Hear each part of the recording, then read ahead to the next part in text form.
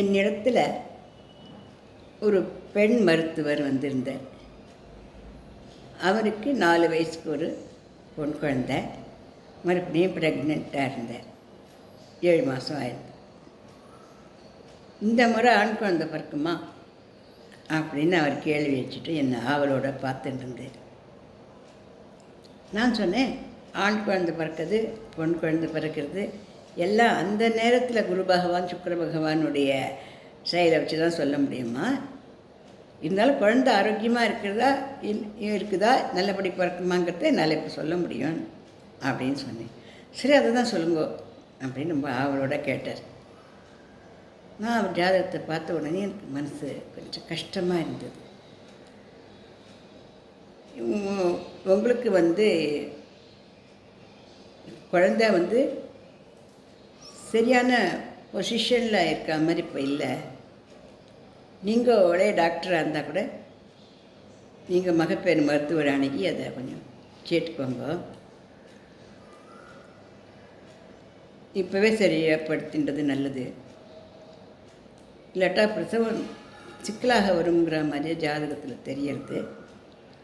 ஆனால் அந்த சிக்கல் நீங்கிறதுக்கும் சுந்தரகாண்டம் ஒரு வாரம் பாராயணம் பண்ணி முடித்தா அந்த சிக்கல் நீங்கள் நல்லபடியாக குழந்தை பிறக்குங்கிறதும் தெரியுது அப்படின்னு சொன்னேன். அவர் தைரியமானவராக இருந்ததுனால நான் சொன்னது கேட்டு அதிர்ந்து போகலை. பரவாயில்ல, நீங்கள் சொன்னது நான் பார்க்குறேன். எனக்கு கொஞ்ச நாள் உடம்பு ரொம்ப ஸ்ட்ரெயினாக தான் இருக்குது. நானே டாக்டர் போகணுன்னு தான் நினச்சிருந்தேன். நானே டாக்டராக இருந்தால் கூட மேல் செக்கப்புக்கு போகணும் அப்படின்னு சொல்லி சொன்னேன். 5ஆம் மாதம் போயிட்டு வந்தேன். அப்புறம் இப்போ தான் மறுபடியும் போகணும் அப்படின்னு சொல்லி உடனே கொஞ்சம் போயிடுங்கோ, அப்புறம் சுந்தரகாண்டமும் பாராயணம் பண்ணிவிடுங்கோ அப்படின்னு சொன்னேன். டாக்டர்கிட்ட போகிறதே நல்லா போக முடியும், உடனே நான் போயிட்டு வந்துடுவேன். ஆனால் சுந்தரகாண்டம் பாராயணம் பண்ணுறதுக்குன்னு எனக்கு யாரையும் தெரியாது. நீங்கள் தான் எல்லா ஸ்லோகங்கள் பாட்டுக்கெல்லாம் சொல்லித்தருங்களே, நீங்கள் சுந்தரகாண்டம் பாராயணம் பண்ணி வைக்க முடியுமா அப்படின்னு கேட்டிருந்தேன். அப்போது இந்த நவராத்திரி சமயமாக இருந்ததுனால சரி, நான் ஆற்றுல எல்லாருக்கும் வெத்தலைப்பாக்கு கொடுத்துட்டு நான் சுந்தரகாண்டம் பாராயணம் பண்ணி வைக்கிறேன். இல்லாட்டா கார்த்தால வேலைகளில் நான் சுந்தரகாண்டம் பாராயணம் பண்ணி வைக்கிறேன். கார்த்தால வேலையில் ரொம்ப நிறைய பேர் வெத்தலைப்பாக்கு வரமாட்டா அப்படின்னு சொல்லியிருந்தேன். சரி அப்படின்னு சொல்லிட்டு போனார். அவர் அதே போல் டாக்டர்கிட்ட போய் கேட்கும்பொழுது அவளும் அதை தான் சொல்லியிருக்கா.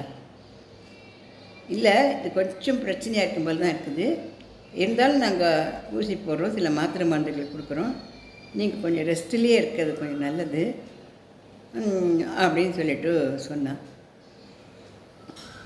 அப்போது அடுத்த வாரம் நவராத்திரி போது நான் ஒரு வாரமும் போய் சுந்தரகாண்டம் பாராயணம் பண்ணினேன். அதுக்காக தனியாக ராமர் படம், பட்டாபிஷேக படம் வச்சு அனுமாருக்கு ஒரு சின்னதாக ஒரு சீட் போட்டு மணை போட்டு கொஞ்சம் பழத்தில் பார்க்கலாம் வைக்க சொல்லி அந்த பாராயணம் முடிஞ்சதும் அந்த பகவானுக்கு நிவேதனம் பண்ணிவிட்டு கை கூப்பிட்டு எல்லாம் நல்லபடியாக இருக்கும், கவலைப்படாதுங்க அப்படின்னு சொல்லிட்டு வந்தேன். நான் சாதாரணமாக யாருக்கும் போய் சுந்தரகாண்டம் படித்து வைக்கிறது அதெல்லாம் பண்ணுறதெல்லாம் கிடையாது. நான் சொல்லுவேன், என்ன பரிகாரமாக சொல்லுவேன். தான் அவளுடைய பாசத்தினால் ஈர்க்கப்பட்டு எனக்கும் அவளுக்கு நல்லபடியாக நடக்கணுமே, நல்லபடி பார்க்கணுமேங்கிற ஒரு ஆவலும் இருந்ததுனால நான் போய் அந்த சுந்தரகாண்டத்தை படித்து கொடுத்து அந்த விஜயதசமி அன்றைக்கி அதை முடித்து கொடுத்து நான் வந்துட்டேன்.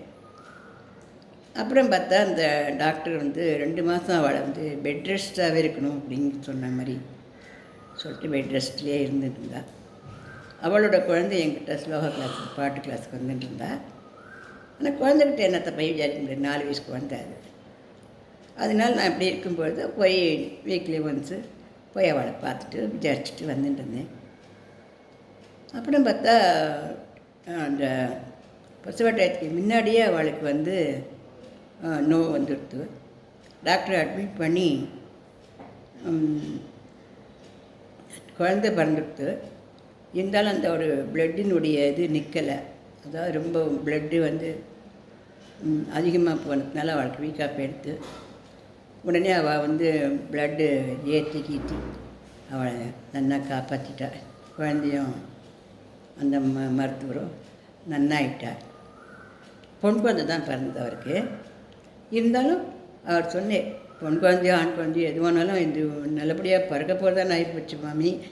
நீங்கள் சொன்னதுனால நல்லபடியாக சுந்தரகாண்டமும் பாராயணம்லாம் பண்ணினதுனால நல்லபடியாக பிறந்ததுன்னு சொல்லி ரொம்ப பாராட்டினார் அவர்.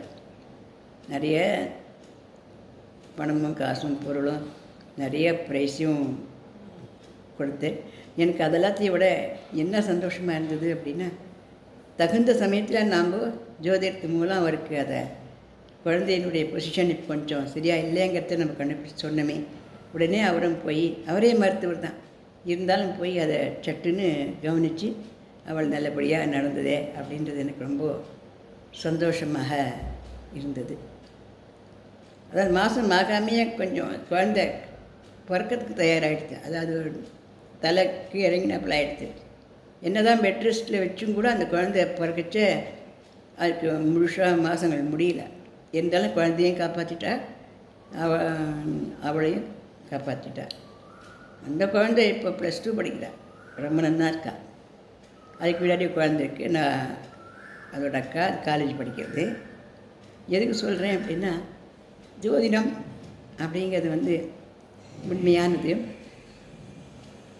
அதில் நம்ம முன்னுக்கு முந்தாக தெரிஞ்சுட்டோம் அப்படின்னாக்கா பயப்பட வேண்டிய அவசியம் இல்லை.